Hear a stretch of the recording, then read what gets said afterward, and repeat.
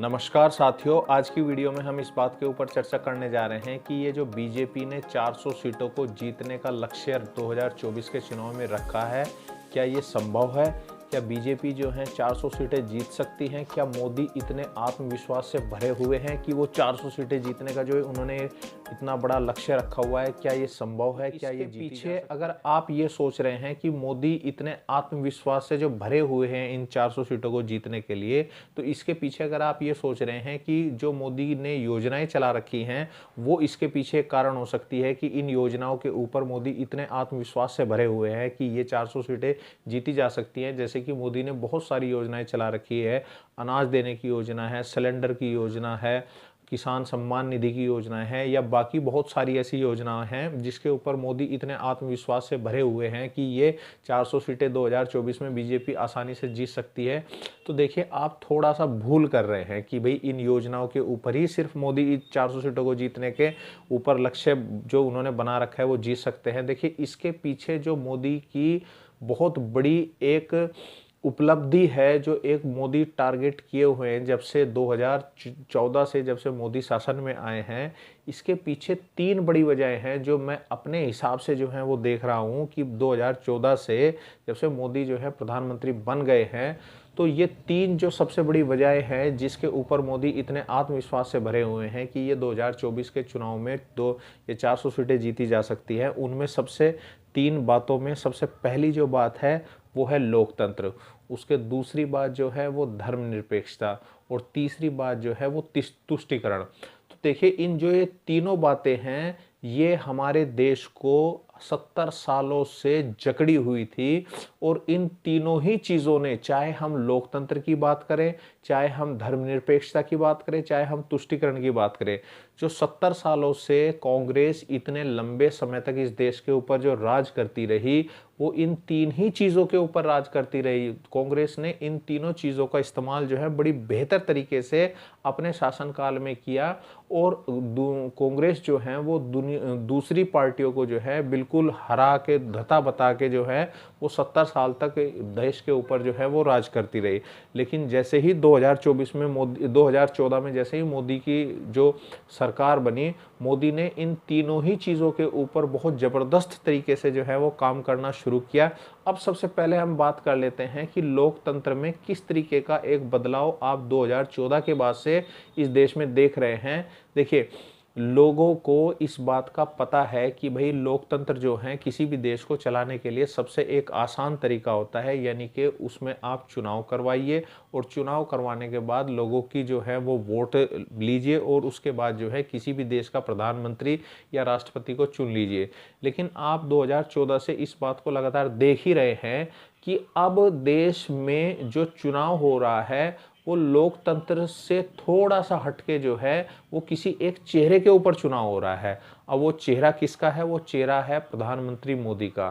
क्योंकि अब आपने इस बात को महसूस भी कर लिया होगा कि कुछ ऐसे देश भी हैं जिनमें प्रेसिडेंशियल फॉर्म्स की तरीके से चुनाव होता है, जैसे कि अमेरिका हुआ, जैसे कि रशिया हुआ, जैसे कि चाइना हुआ है। वहाँ डायरेक्ट जो लोग हैं वो राष्ट्रपति का चुनाव करते हैं और राष्ट्रपति को ही वोट देते हैं। क्यों? क्योंकि वहाँ राष्ट्रपति एक चेहरा होता है, और उस चेहरे को ही देख के लोग जो है वहाँ पर वोटिंग करते हैं।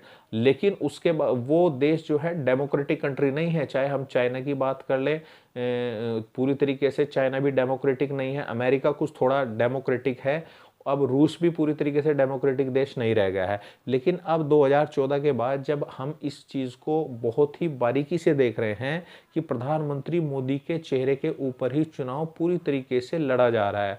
आप देख लीजिए, कोई कैबिनेट मंत्री हो, कोई विधायक हो, कोई सांसद हो, वो अब कुछ नहीं रह गए हैं। अब सिर्फ और सिर्फ जो चुनाव हो रहा है वो पूरी तरीके से मोदी के चेहरे के ऊपर चुनाव हो रहा है।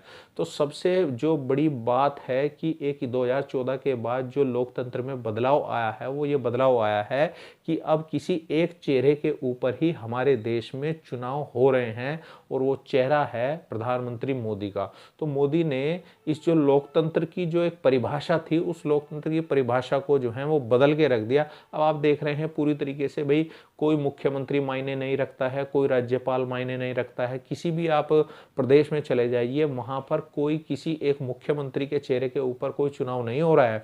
वहाँ भी ये सिर्फ देखा जा रहा है, जहाँ तक हम बात करें लोकसभा चुनाव के ऊपर, कि पूरी तरीके से मोदी के चेहरे के ऊपर ही यहाँ पर चुनाव हो रहा है। अब दूसरी बात, लोकतंत्र के बाद अब हम आ जाते हैं धर्मनिरपेक्षता। अब धर्मनिरपेक्षता, जिसको हम सेकुलरिज्म भी इंग्लिश में कहते हैं, उसका भी कांग्रेस ने बहुत ही बेहतर तरीके से जो है वो फायदा उठाया है और उसका उपयोग भी किया है। क्यों?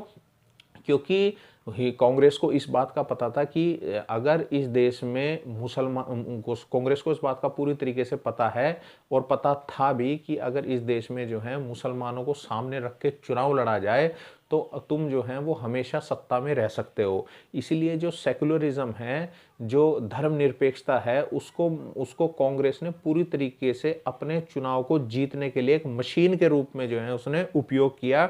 और इसीलिए जो है कांग्रेस हमेशा धर्मनिरपेक्षता के ऊपर, यानी कि मुसलमानों को सामने रख के जो है वो चुनाव लड़ती रही और उसका कांग्रेस को फायदा भी मिलता रहा। और आज तक भी कांग्रेस ने किसी भी तरीके के मुद्दे, आप चाहे देख लीजिए 370 को देख लीजिए, राम मंदिर को देख लीजिए, और अनेक ऐसे मुद्दे हैं जिस पर कांग्रेस को ये लगता रहा कि अगर इन मुद्दों को हमने छेड़ा तो जो है इस देश का इतना बड़ा जो वोट है, वोट बैंक जो है वो मुसलमानों का, वो पूरी तरीके से उससे हट सकता है। इसीलिए कश्मीर की समस्या को उसने जू का तू रखा, उसने जो है ये राम मंदिर के मुद्दे को भी उसने जू का तू रखा।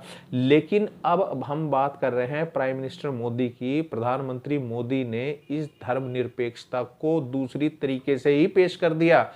अब आप देखिए कि प्रधानमंत्री मोदी जो हैं इन बड़े फैसलों को उन्होंने कितने बेहतर तरीके से, चाहे वो धारा 370 की हम बात करें, वो चाहे राम मंदिर को बनवाने की बात करें, उन्होंने इस बात को नहीं सोचा कि भाई ये जो सेकुलरिज्म है ये खतरे में आ जाएगा और मुस्लिम जो है वो तुम्हें वोट देंगे या नहीं देंगे। इस बात को उन्होंने साइड में रख के जो है वो इतने बड़े मुद्दों को जो सुलझा दिया, ये उनकी सबसे बड़ी कामयाबी है। और इसीलिए हम कह रहे हैं कि भाई धर्मनिरपेक्षता को भी उन्होंने उसको बिल्कुल बदल के रख दिया।